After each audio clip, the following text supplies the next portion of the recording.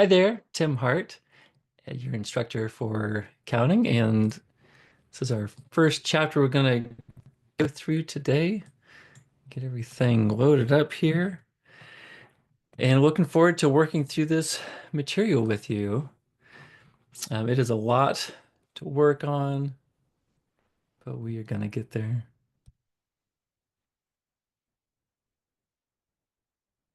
All right, here we go. Chapter 1 for our Introduction to Financial Accounting.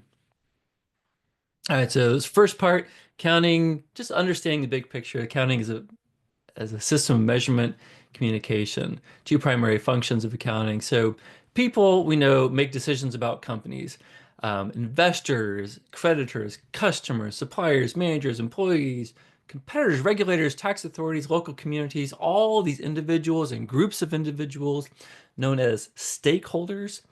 They're making decisions about companies. The reason they're called stakeholders is that they have some stake or some kind of investment, some financial, some emotional, some personal, some just other relational investment in organizations, communal relations for communities. And they're deciding, is this company or organization one I want to be a part of? Right, so there's some kind of stake in the organization.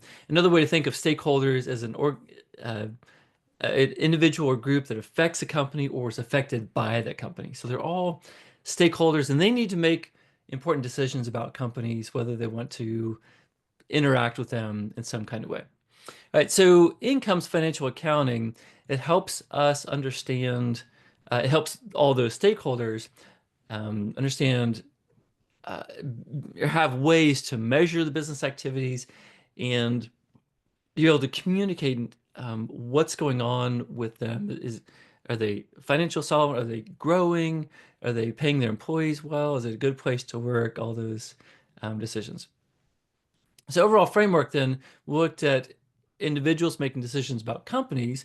In companies, their activities are measured by accountants, what we're learning in this course, and they communicate that to stakeholders, not just investors and creditors, but to all the stakeholders on how is this company doing.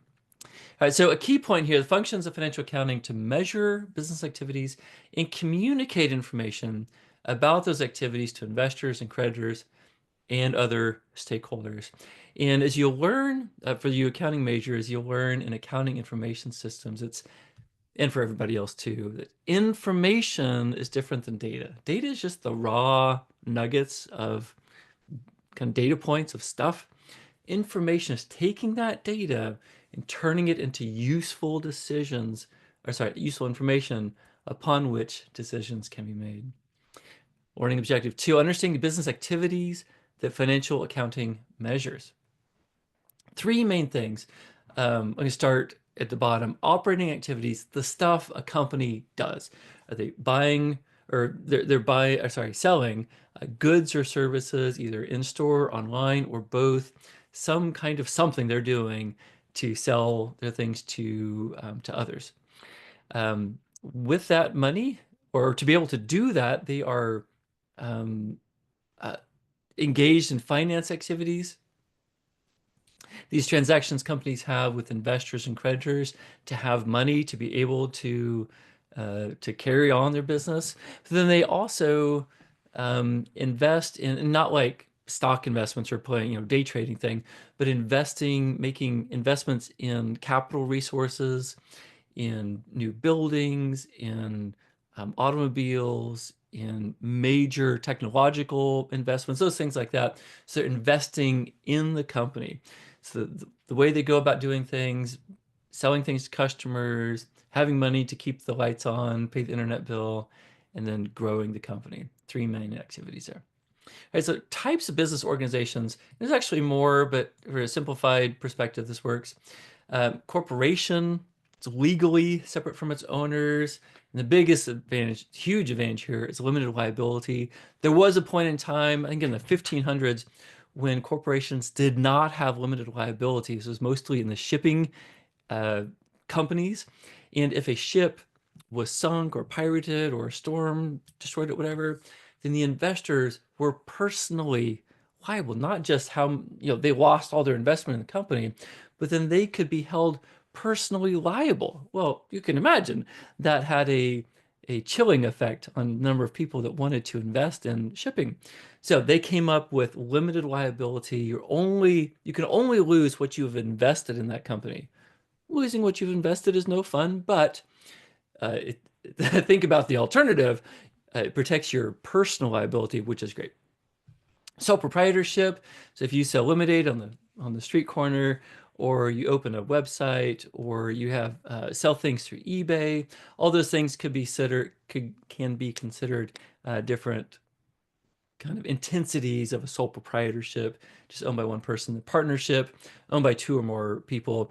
When we start talking about tax kind of issues, there's different types of businesses. S corporation, or another type of business organization is an LLC, limited liability corporation, that can be taxed as a corporation, or an S corp, or as a sole proprietorship. And that's an easy type of corporation that you could start tomorrow or today by finding resources online and create your own LLC. Very easy type of organization to create. All right, so the basic accounting equation, we'll look at this a million times throughout the course, is assets equal liabilities and stockholders' equity. So assets, pretty intuitive, all the resources of a company. Okay, all the cash they have, the building, the cars, the computers, everything that they have, all their assets. Okay, intellectual property as well, not just tangible but intangible assets as well. Liabilities, amounts that they owe to creditors, maybe to a bank, or maybe if you start a company, maybe you owe money to a relative that has lent it to you, or the bank down the street, or maybe a large commercial kind of international bank. It could be any of those types of creditors. And then stockholders' equity, what the owners have invested into the company, the stockholder or shareholder equity, how much have they invested in the company? It's not a loan. Say, hey, I'm going to buy a share, 100 shares of stock in this company, benefit from the growth. And again, with that limited liability, if the company fails, well, all I've lost is my investment in the company. So the basic accounting equation, fundamental model of business valuation here. I'm going to try and get that. There you go. Get those off to the side there. Assets equal liabilities and stockholders' equity. All right. So a lot of terms, of course, for our first chapter. Revenues, the amount recognized when the company sells products or provides services. So how much money customers give you for the products or services that you deliver. Those are your revenues. Expenses, what it costs to do business. Just all the costs involved in running a company. Net income is the difference between revenues and expenses. Net is a term that threw me off when I first heard it. Oh man, 30 something years ago now. It's just the difference, just means the difference. We think revenues and expenses, you could call those gross revenues. Gross expenses, mean gross, not ooh, but gross as in total. Like the total revenues and total expenses, when you reduce them, you get to the net. I don't know where those terms came from, but net just means after you have reduced other things. So net income, difference between revenues and expenses, and they're also called earnings and profits. Dividends are cash payments to shareholders. They're not expenses. Common mistake mentioned later in the chapter. Dividends are not expenses. They are kind of a tip, if you want to think of it, to shareholders. Say, hey, here's a small bit of return on your investment. Thanks for investing in us. Thanks for being a shareholder. Here's a little bit of reward for being an investor with us. It's not an expense, but it's a return on that investment. All right, so let's illustrate this business activities and the measurement. So again, we'll start with what we already know. So the accounting equation, assets equal liabilities plus shareholders' equity. There's the assets, liabilities, shareholders' equity. So the assets, the resources of the company, the amounts owed to others, and stockholder or shareholder investments. Distributions to shareholders or dividends, they're not an expense. And then net income, the sale of our products and services, the cost of providing those sales, the revenues and expenses equal the net income. R is revenue minus E for expense equals net income. All right, key point here. Measurement role of accounting is to create a record of the activities of a company to make it possible. They have to maintain an accurate record of assets, liabilities, shareholder equity, revenues, expenses, and dividends. All right, let's pause and see how we're doing here. So total resources of a company are referred to as what you got here. That's right, assets. Assets are resources of a company that benefit future operations. And two, the amounts recorded when a company sells products or provides services to customers are referred to as revenues. Good. Revenues recorded when company sells products or provides services to company. All right. Learning objective 3. How is financial accounting information? How is it communicated through financial statements? Well, what are the financial statements? They are 4 documents we will come back to many times, and you'll be using these all the way through your business policy, the capstone strategy class. Learn these now. It'll benefit you the rest of your college career and beyond. Income statement, statement of stockholder equity, balance sheet, and statement of cash flows. Let's look at these. Income statement. The first one's looking at the company's revenues and expenses. If revenues are greater than expenses, then you have net income. If expenses are greater than revenues, or if revenues are less than expenses, then it's a net loss. So the income statement compares revenues and expenses for the current period, and period meaning just a set period of time. It can be looked at in a week, in a month, in a quarter, in a year. You hear terms like year over year, meaning comparing this year to this year, or month over month. If you want to look at months within a year, you can see maybe month over month growth. So the growth was steady throughout a year, not like, holding, up or down, kind of moderate, and then a huge spike at the end, but month over month growth could be good. So that period means the period of time. That's what we're talking about there. To assess the company's ability to earn a profit from running its operations. All right, so we're going to look at this example through the rest of the chapter here. Income statement for Eagle Soccer Academy. So many, I would say probably most, sole proprietorships and small businesses would have a calendar year end. This one is showing for the month ending December 31st, 2024. We just completed that. I just had well, depending on when you're watching this, I guess, they've just completed that. But others might have a fiscal year end. So their year end might be in the middle of July, right? During the winter period for many retail companies is very busy. They don't want to try and bring their books to a close at that time. So they do year end in summer. It's pretty common. But in this case, it's a calendar year end, it appears, or at least for the month ending. All right, so revenues, $72,000. So think about what kind of revenues might a soccer academy have? Probably private lessons, renting out the soccer fields. Those probably be the 2 biggest things, maybe some personal training on skill, something like that, right?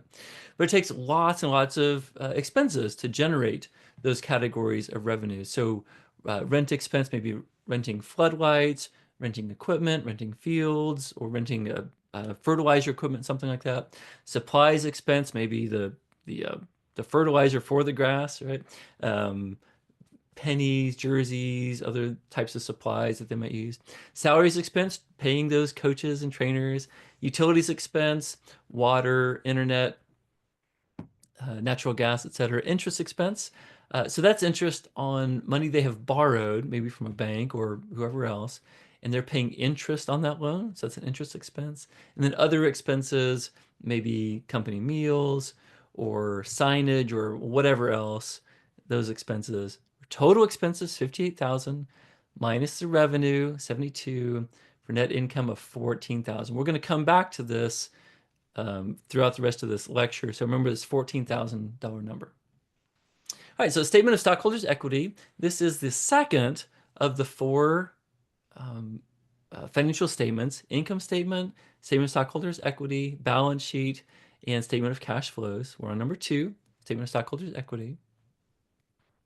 It is equal to common stock plus retained earnings. Ugh, big words.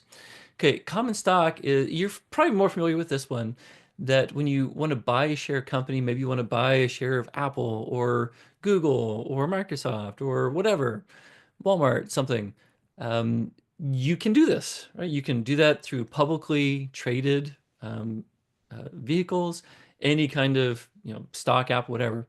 You can buy a share of stock. So you are contributing money. At this point, it's not directly to the company since those are in the stock exchange, but when a company first issues stock, so they're during their initial IPO, they do not have external investors, and they say, all right, world, we're going to make 100,000 shares of stock available. How much do you want to pay for each stock to invest in our company? That's the money that comes into the company, is through that IPO or through additional stock issuances is what it's called. But the initial stock sale to the IPO, and then if they have additional stock available down the road.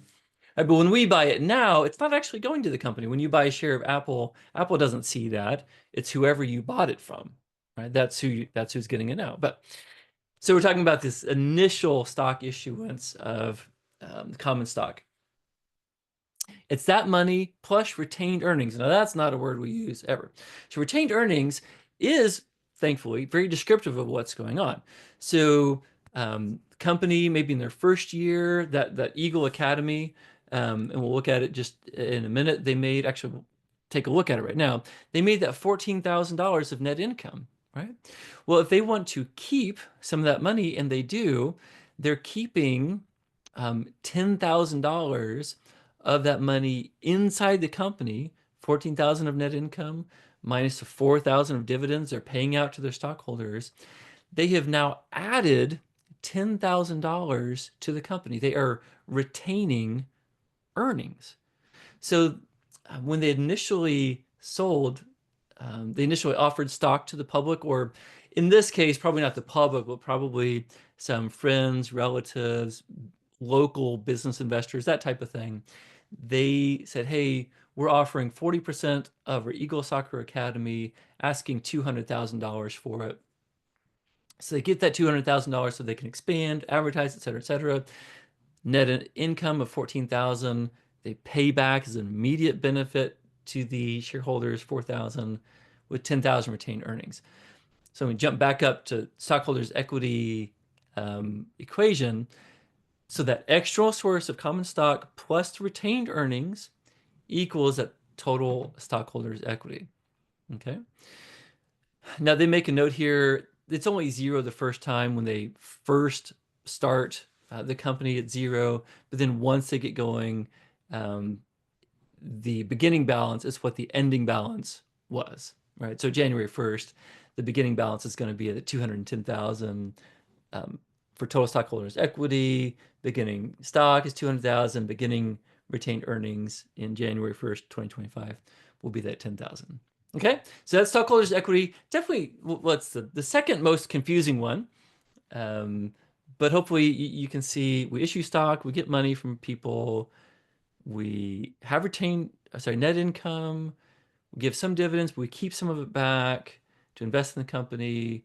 So it's recognizing, here's what we've invested in the company through stockholders' equity. Okay, now common mistake, dividends are payments to investors. They're not expenses, but they are returning some capital or providing a thank you for those that have invested in the company. So do not treat them as expenses. And another key point here, reporting information related to changes in common stock and retained earnings each period. And the change in retained earnings equals the net income or net loss less the dividends for the period. Okay, so there's no guarantee ever that a company makes money, but whatever the change in stockholders' equity is, it's because of that net income or net loss and also taking out the dividends. Okay, third financial statement, income statement, statement of shareholders' equity or stockholders' equity, balance sheet, and then cash flows. Here's number three. It is assets equals liabilities plus shareholders' equity. Hopefully that sounds familiar. We were just looking at that. The basic financial equation, assets equal liabilities plus stockholders' equity. Resources are the assets, and the liabilities and stakeholders' equity are the claims to the resources. So it asks the question, or it answers the question, how did we get that stuff? Right? Because you start a company where you walk into a building, a bank, college of business, and there's just stuff everywhere. And it didn't just appear out of nowhere. It came to be somehow. Right? How did the company get those assets? That's what the liabilities plus stockholders' equity is answering. We just looked at two answers for how the stockholders' equity appears. Can you remember what those are? One was through issuing stock that people outside the company invest money into the company.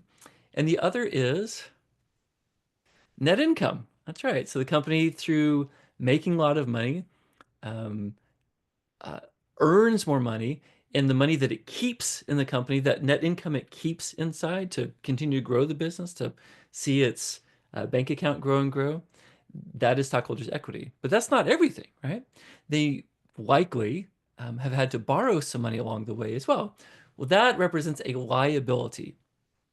What the company is liable for, or to whom they are liable. And the list of potential liabilities we see here. I'm going to move the notes over here. Okay, so here's a bunch of our assets. So cash, love cash, accounts receivable, that is money that is owed to us by other individuals, other companies. They owe that to us. Supplies, so the clipboards, the whistles, the water jugs, the signage, whatever else. Those are supplies we might use. Equipment, and this is net equipment. We'll get into depreciation later, but it's equipment net of depreciation. So maybe floodlights that they have that they use, or the soccer balls, the nets, all those different types of equipment they might use in a soccer academy, and then whatever other assets equals $350,000. Again, that question, how did we get this stuff? So two ways. One is through accounts payable. That is, we acquired, let's say, these supplies, but we didn't pay cash for it. We said, hey, I'll take these supplies now, and then I'll pay you in 30 days. So you send me a bill, I'll run it through my accounting system, and I'll cut you a check and send it to you. So that would be an account payable. Same way that we have accounts receivable on somebody else's books, that's an account payable. For us, it's an account receivable. Okay. Salaries payable. So these are wages that you're accruing throughout the week or 2 weeks or month to your coaches and trainers, whoever. And the utilities payable. So internet, electricity, whoever, you owe that on a monthly basis. Interest payable to the bank. The note payable, that is we'll get into this more later, of course, but interest payable would be a short-term liability. Note payable, if it's more than a year, it's a long-term liability that's owed to the bank or to your grandma or grandpa or somebody that invested in the company. And then other liabilities. So that's 140,000. Definitely not that number, right? So where's the rest? What's that difference? Well, that is stockholders' equity, and we just looked at that $210,000. So that equals the $350,000. So assets equals liabilities plus stockholders' equity, the basic accounting equation. Doing okay? All right, I know it's a lot. So concept check here. Let's see how we're doing. Which of these following accounts would appear in a company's income statement? Which is the income statement? So you're probably between these two, accounts payable versus rent expense. Let's look here, accounts payable. Well, that's definitely showing on the balance sheet. And I don't see rent expense here. So let's go with rent expense. All right, and that's correct. So the income statement shows the expense. The accounts payable is a liability. We haven't actually paid it yet, so it's not reducing our income, right? Remember, for the income statement, it's revenues minus expenses. And until we pay it, it's not yet an expense. It's a liability, right? They gave us that benefit of using that money or using those supplies, whatever, with the promise that we would pay it later. So we got this stuff, it's an asset, and to balance that, they create a liability on the other side. As accounts payable liability and cash asset would appear in the balance sheet, and dividends are in the statement of stockholders' equity. Okay, concept check 1.4. Which relationship is reflected in the balance sheet? Assets equal liabilities plus stockholders' equity. It's equal liabilities plus stockholders. That's the one. Whoops. We're doing great. Wait, where'd it go? Here it is. Yes, assets equal liabilities plus stockholders' equity. All right, fourth one, statement of cash flows. What was that first one? Income statement. That's right. And that flowed into the statement of cash flows, which flowed into the balance sheet. And the fourth one, statement of cash flows. And it looks at the three areas that we looked at before we started this part of the conversation through three main things: operating, investing, and financing. So operating is cash flows is kind of a funny word, but it's looking at what kind of cash is coming to the company, either coming into the company or going out of the company, to help us understand. We've heard the phrase cash is king for a variety of reasons. For our purposes, we want to know, since we can't function without cash, um, what's the source of cash? Is it through operations or is it through borrowing, the financing? How are we using that cash? What's our net income? It's going to be seen partly in the cash flows. And how are we using it also in investing in long-term assets, investing in maybe buying additional fields to expand the soccer field operation, or building perhaps an office building on site, so that we can conduct business, have indoor training sessions or whatever, right? So it's looking at three different types of cash flows, and then financing cash flows. What are we doing? How are we borrowing money or getting continued investments from investors? These cash flows. Okay, there you go. So we've gotten down to the statement of cash flows here, and cash inflows from operating activities from customers. Okay, so the cash, or credit card payments or checks, whatever, from customers, but then a cash outflow of salaries and rent. So this is taking out the effect of accounts receivable, accounts payables, where those will happen, but they haven't happened yet. So this is just looking at the actual cash activities. Okay, and then from investing activities, so we've invested, and I'll make a note, it's not like investing, I think I said earlier, not investing in the stock market or day trading. It's making investments into the company. So purchased equipment for $120,000, so that's an outflow. And then cash flow from financing activities. So we issued common stock, we borrowed from the bank, we paid dividends. So the cash from financing activities, $296,000, plus the net increase in cash. We looked at that earlier, that 139,000, sorry, 137,000 that we saw earlier in the, I believe it was in the statement of stockholders' equity.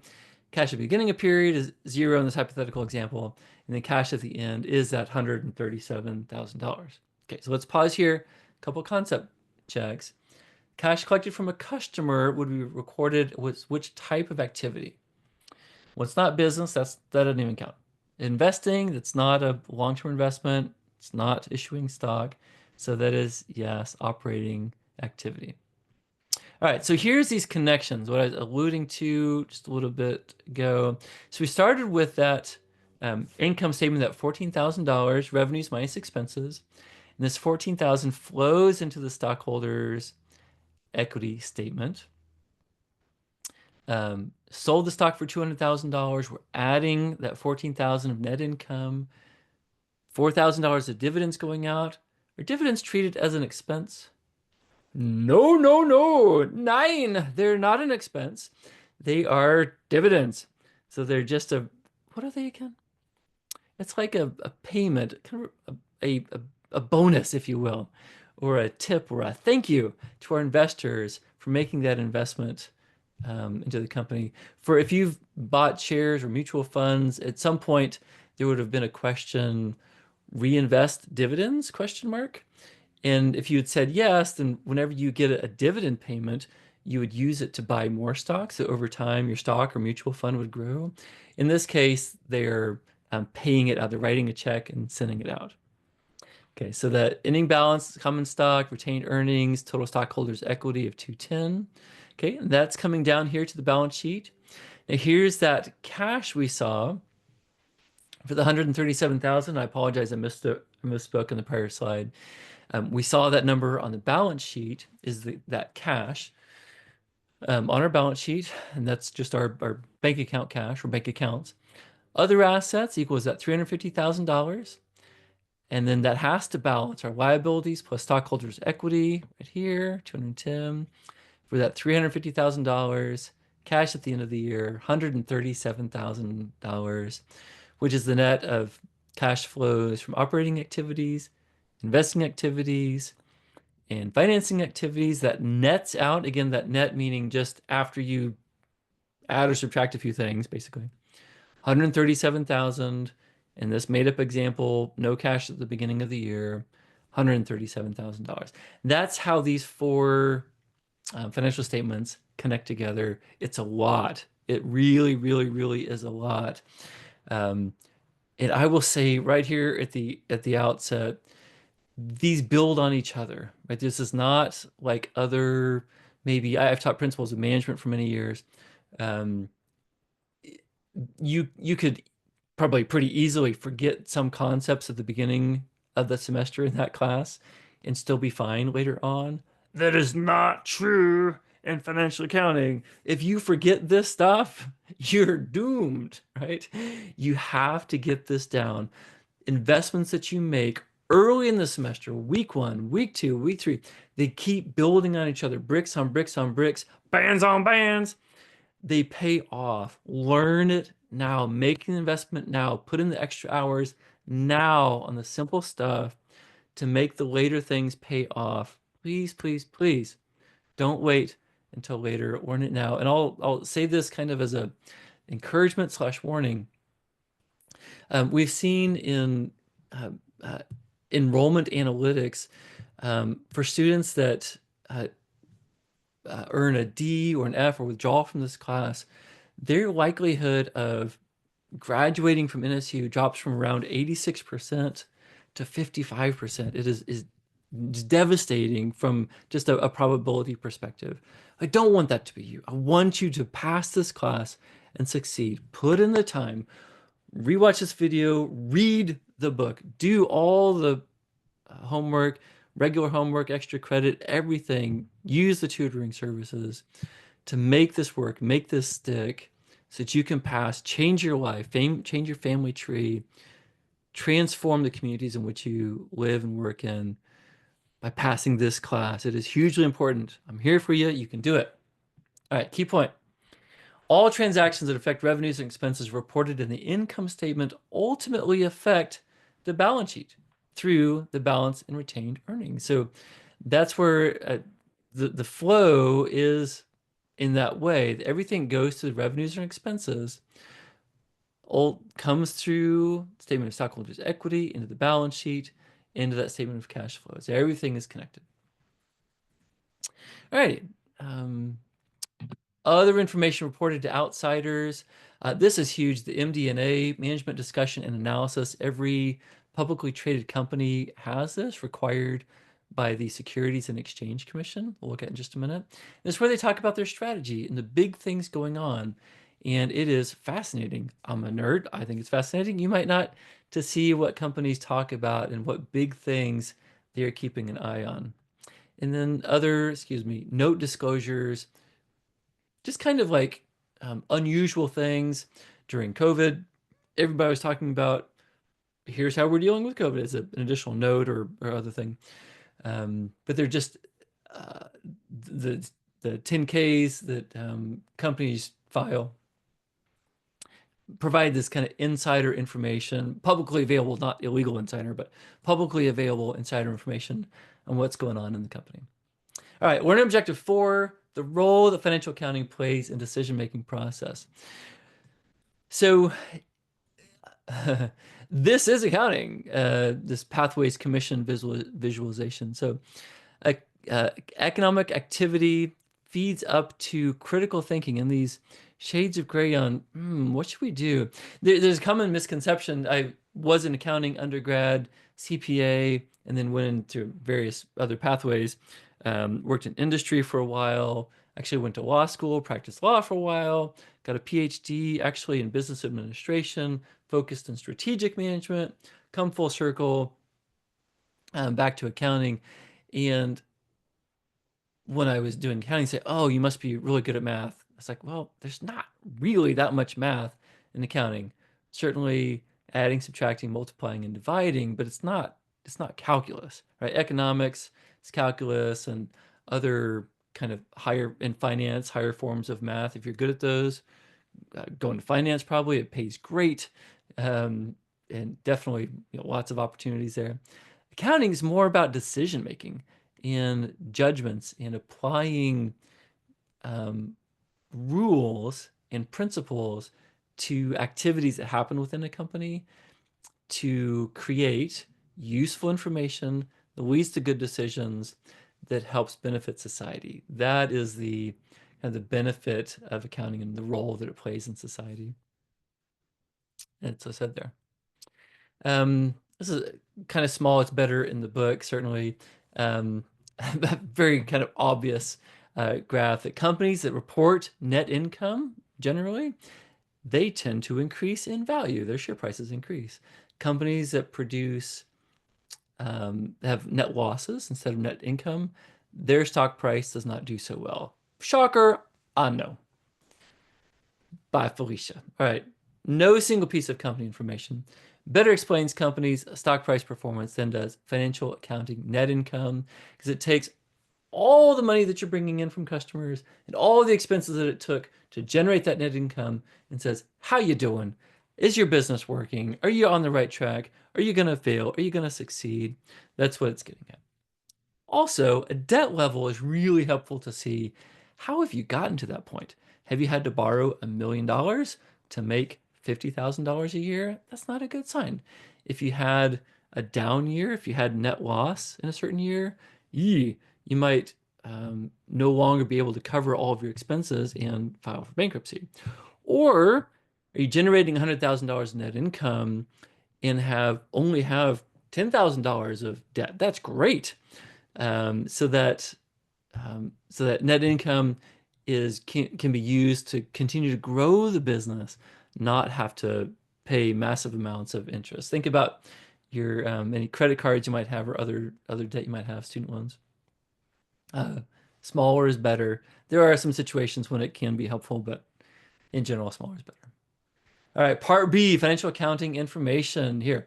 So looking at Learning Objective 5, GAAP and the role of GAAP in financial accounting. These are generally acceptable accounting principles. We're going to call it GAAP for the rest of the semester. Just memorize what that means. The principles that we use to make accounting decisions. Okay, so investors and creditors and even employees, other stakeholders, they make their decisions based on financial accounting information, which is generated by applying generally accepted accounting principles. And that's just saying when somebody pays us money, how do we record it? Right. Well, the generally accepted accounting principle is that's recorded as a sale, it's revenue, and then we're recognizing that we now have less goods that we have sold to them and things like that. So we're generally recognizing, we're applying basic accounting principles to all of our transactions. In the SEC, the generally accepted accounting principles are governed by something called the Financial Accounting Standards Board, which is governed then by the Securities and Exchange Commission. Globally, it's called the IASB. But the GAAP then is governed, and any changes that come up are governed by FASB, that is then governed by the SEC. So it's SEC, FASB, GAAP on the hierarchy. Okay, now there are auditors to say if every company out there, publicly traded, Apple, Microsoft, whoever, even small companies, or maybe not tiny, but medium size that have a bank loan, and the bank wants to make sure that the people are using their money well, right? They might hire an auditor. What was an auditor? So these are individuals that are hired by the company, has to pay for it themselves, hired independent parties to review their books, to review the financial statement and the balance sheet and statement of cash flows and statement of stockholder equity, and to say, are we consistently and successfully, accurately, truthfully applying generally accepted accounting principles, and all the other things that they'll be doing.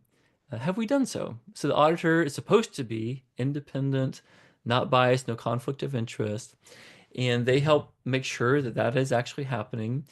And then it's the auditor's reputation when the auditor makes a statement to the public, hey, we reviewed this information, and we're telling you, investors and creditors, that based on our opinion, we think, and opinion sounds like a kind of wishy-washy word, but it is a legal technical term. In their professional opinion, they think that the company is doing fine or not doing fine or whatever the case is, right? So that's the role of the auditors play. And here's an example of a report from independent auditors of Dick's Sporting Goods. So we've audited the balance sheets for this period, related statement of income, stockholders' equity, cash flows. So those four main ones, and other stuff for the 3-year period. And in our professional opinion, these financial statements fairly in all material respects, it means meaningful respects, the financial position of the company, the results of the operations and cash flows are in conformity with GAAP, the accounting principles generally accepted. You'd think they could have just said are in conformity with generally accepted accounting principles, but auditors got to be auditors. If you are one, God bless you. If you're going to be one, have fun. It's a whole nother wild world. All right.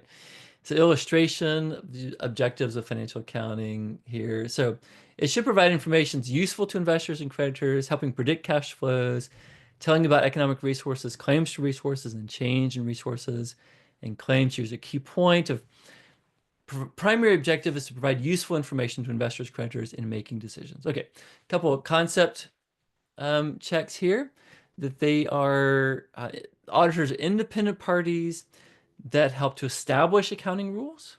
Was that the auditors or maybe somebody else? To ensure management has appropriately prepared the company's financial statements. That could be.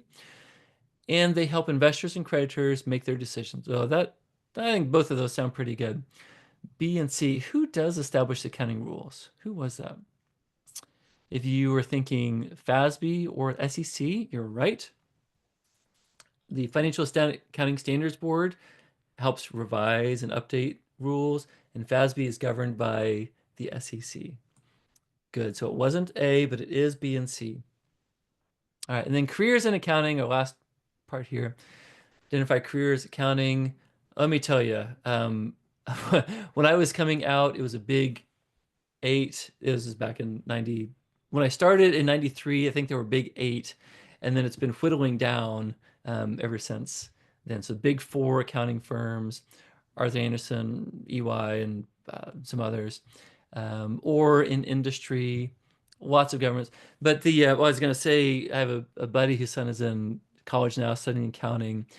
There is such a demand for accountants right now. He had an internship. He got I think it was $30,000 signing bonus for an internship, people. It's crazy. They are so desperate to get, and he didn't even do anything over the summer. He was just watching, observing, interning. It is crazy. If you're looking for a very solid, in demand, pay very well career in accounting, or look in it, start in accounting. And then the beauty is, since it is the language of business, you can go anywhere. As I said, I practiced law. I did business law, financial law, um, real estate, tax, transactions. It gave me such a great foundation in understanding business that I was able to do well with that foundation. Many of my colleagues and peers in law school had like a poli-sci background or different things like that, but having accounting background set me apart in my different career opportunities. And many, many, many, many other careers. You can look them up on Monster, whatever. A lot of opportunities. All right, and then the last bit explaining the nature of the conceptual framework used to develop GAAP. It is from the appendix material. I want to talk through this as well. So it's established by FASB. We talked about that. That's governed by the SEC. We want to create consistent set of financial rules, provides written framework so everybody's going about it the same way, have the underlying foundation for developing it, interpreting accounting information. So some qualitative characteristics of useful financial information. It's relevant and a faithful representation. It's true. Right? Fundamental characteristics. And then others won't read all the definitions or in the chapter, but all these other characteristics, when GAAP is followed, these are characteristics of good, useful, reliable information. It needs to be relevant, faithful, and then kind of going through these characteristics, yeah, all these different characteristics. And the underlying assumptions of GAAP, the economic entity, the ongoing concern, monetary unit, being examined periodicity, and going concern, that what period of time is being used in consistent periods of time. Going concern, are they going to go bankrupt, or are they going to stay in business? That's what a going concern is. So which of the following assumptions indicates the life of a company can be divided into artificial time periods for periodic reporting? That's a periodicity. States exactly that, and that is the end of chapter 1. That's a lot. This whole class is a lot, right? But it is vitally important to your success as a business student. You're likely feeling overwhelmed, right? Pause, work through the homework, rewatch the video, go to the markers, whatever, and find the information, rewatch it, read the book, do the homework, try, fail, get up again. Do not quit. Do not quit your college journey because of this class. You can do this. Every business major ever has gotten through this. You can too, right? Take advantage of all of your resources. Commit that you are going to pass this class. I will help you. Let's do this. See you next time.